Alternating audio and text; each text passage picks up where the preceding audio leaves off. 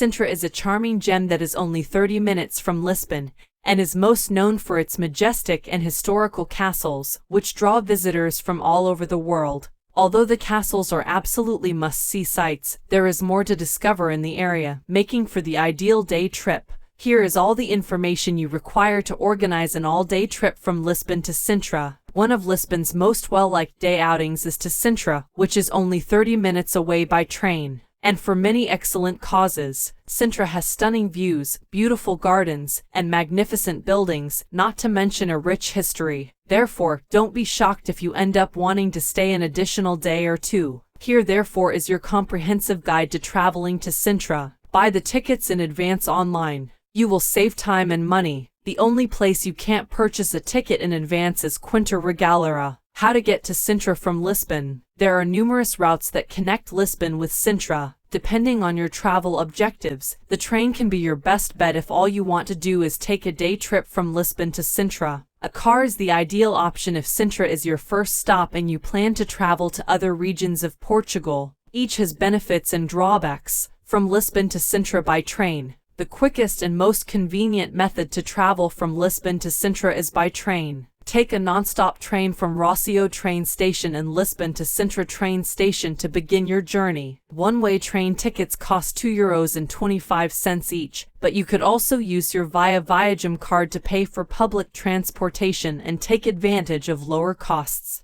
You can purchase the refillable card at any metro station. Trains leave every 20 to 30 minutes, giving you lots of options. However, go there early because things might get busy, especially on weekends. Make sure to bring cash with you. Have breakfast before departing or bring snacks with you. From Lisbon to Sintra by car. You can easily travel to Sintra if you're starting a road trip, or finishing one if Lisbon is your final destination. The palaces are not all on the same bus line, and in the summer you should expect considerable wait times, so it will provide you a lot more flexibility to visit any of them whenever you want without waiting. Though it's not impossible, keep in mind that parking can be challenging. I went there in the beginning of June and was able to fit in small spaces because I had a small automobile with me. Rent a small car so you can squeeze in everywhere. People tend to start at Palacio de Pina. If it's too crowded when you arrive, skip it and come back during lunchtime or later. You will find a lot more parking spots. You can also park at Praça Dom Afonso Henriques right outside the city center,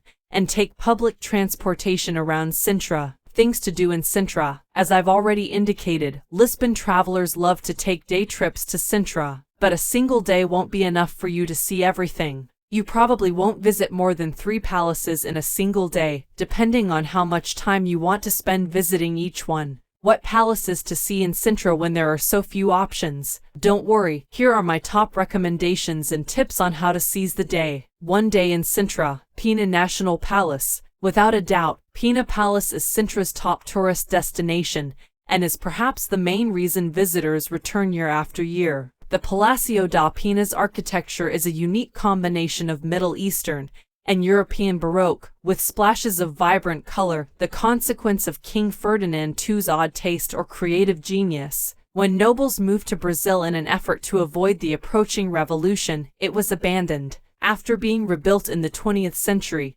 Pina National Palace is now a UNESCO World Heritage Property. Currently, the actual palace is used as a museum. The Gothic design, secret corridors, and beautiful garden of the Quinta da Regalera are its most distinctive features. The Quinta has one of the most fascinating and distinctive history. It was constructed in 1904 by a successful businessman. I strongly advise going on a guided. The Palacio de Montserrat is a magnificent classic vacation residence of the Portuguese court that is frequently disregarded. A really one-of-a-kind palace home is created by an amazing combination of Indian, Gothic, and Moorish styles. The palace also boasts breathtaking views of the valleys nearby, a peaceful atmosphere, beautiful landscaping, and stunning architecture. You can get lost in the lovely garden when you've finished admiring the architecture. Luckily for me, tourists frequently miss the Palacio de Montserrat because it's farther from the historical center, and most of them run out of time on their day trip.